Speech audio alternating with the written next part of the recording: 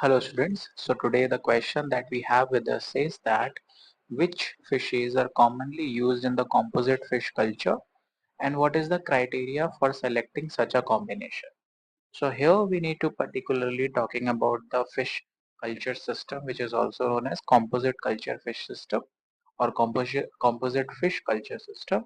So we need to talk about the commonly used fishes in that system and the criteria that are involved with it. So whenever you are talking about a composite fish culture system, you're talking about the indigenous and the exotic species. That means the both indigenous and exotic species of the fishes are reared together in a single fish pond. Now what does that mean? What is the meaning of indigenous and the exotic? So indigenous, you can consider it as a local fish. And when you talk about exotic fish, you are talking about something which is foreign. Okay.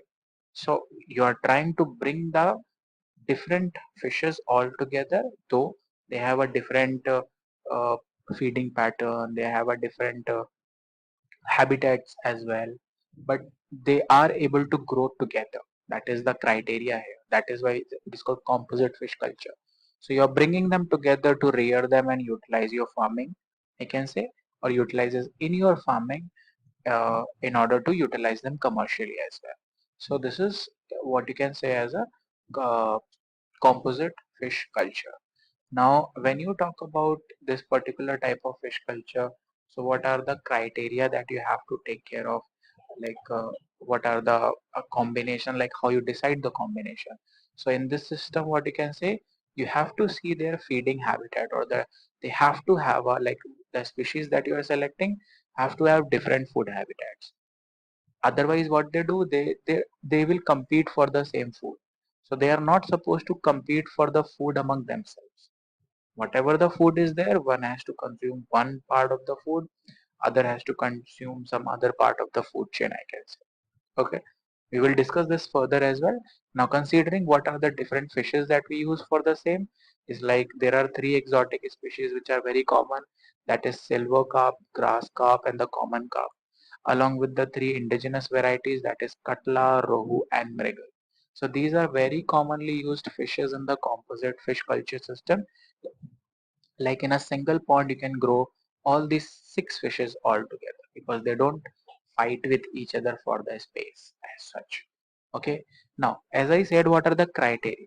So the criteria for selecting the species are they do not compete for the food. That is the first and the most important thing. Like the reason why they are not competing among themselves is they are having different types of food habitat. Now what kind of food habitat we are talking about? So what happen is, let's say if you're talking about Katla, so they are as a surface feeder. So whatever the food present at the surface of the water level, I mean at the water or in the water, that can be consumed by Katla fishes. Rohis is at the middle zone. So whatever the food is present at the middle zone of the water or in your pond, that has been consumed by the Rohu.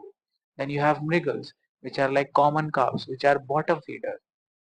So these are like present at the very bottom of the pond or your water body where they are consuming, which is at bottom, which is like dead and decaying matter as well, or the fishes that are present at the very bottom. So like that, like those are which are surface feeder, they consume the phytoplanktons and sometimes zooplanktons as well. So like that, the different areas of the water where they are present can actually give you the different foods, and that's how their feeding pattern is different, and that's how they are able to survive with each other as well. Okay, so this is like their feeding pattern or different food habits, you can say. Another important thing that you have to take care of is like the selected species has to be fast. It is not like you have to wait for a very long time just to grow them because you are doing the farming, so you are doing it for commercial purpose. So it has to be fast growing.